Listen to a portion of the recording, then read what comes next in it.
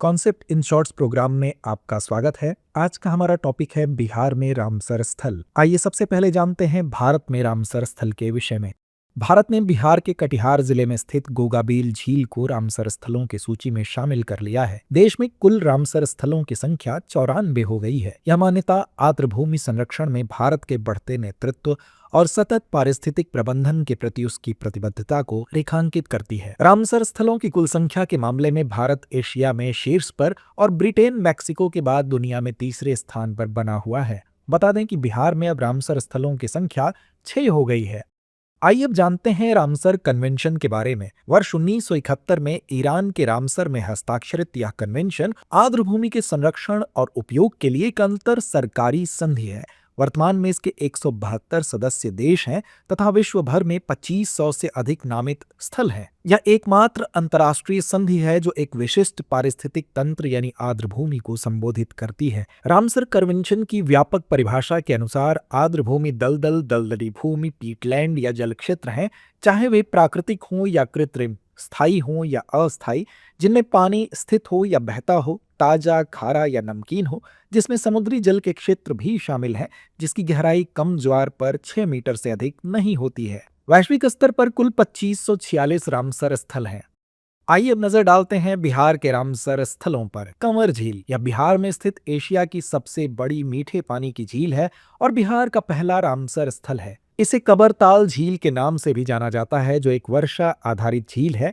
यह एक अवशिष्ट गोखुर झील है जो गंगा की सहायक नदी गंडक के घुमावदार बहाव के कारण बनी है। यह उत्तरी बिहार में सिंधु गंगा के मैदान के अधिकांश भाग को कवर करती है। यह मछली जैव विविधता के लिए भी मूल्यवान स्थल है, जहां 50 से अधिक प्रजातियां पाई जाती हैं। नागी और नकटी पक्षी अभयारण्य। जमुई में स्थित नागी और नकटी पक्षी अभयारण्य मानव निर्मित आर्द्रभूमि और रामसर स्थल है। ये 2 पक्षी अभयारण्य और आर्द्रभूमि हैं जो जमुई जिले में ही स्थित हैं। इसे मुख्य रूप से नकटी बांध के निर्माण के माध्यम से सिंचाई के प्रयोजनों के लिए विकसित किया गया था। इस जलग्रहण क्षेत्र में पहाड़ियों से घिरे शुष्क पर्णपाती वन है। ये आर्द्रभूमियां पक्षियों, स्तनधारियों, मछलियों, जलीय पौधों, सरीसृपों और उभयचरों की 150 से अधिक प्रजातियों के लिए आवास प्रदान करती हैं।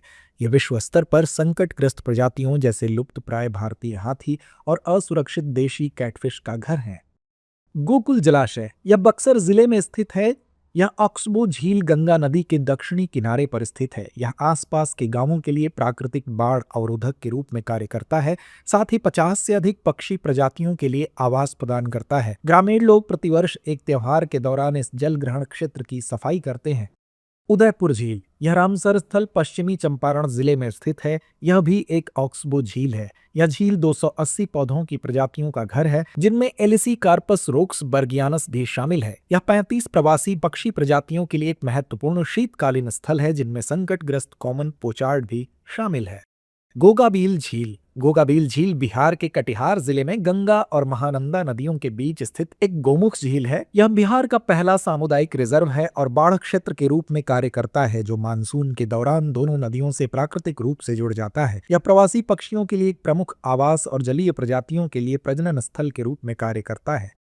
तो आइए अंत में नोट करते हैं आज का अभ्यास प्रश्न। निम्नलिखित कथनों पर विचार कीजिए। पहला, कंवर झील एशिया की सबसे बड़ी मीठे पानी की झील है। दूसरा, वैश्विक स्तर पर कुल 2546 रामसर स्थल हैं। उपर्युक्त में से कौन सा या कौन से कथन सही है या है? विकल्प ए केवल 1, विकल्प बी केवल 2, विकल्प सी 1 और 2 दोनों, या विकल्प डी ना तो 1 ना ही 2। तो इस प्रश्न का जवाब कमेंट बॉक्स में देना ना भूलिए। धन्यवाद। अब एग्जाम की तैयारी को और बेहतर करने के लिए हमारे चैनल को लाइक, शेयर और सब्सक्राइब करना ना भूलें।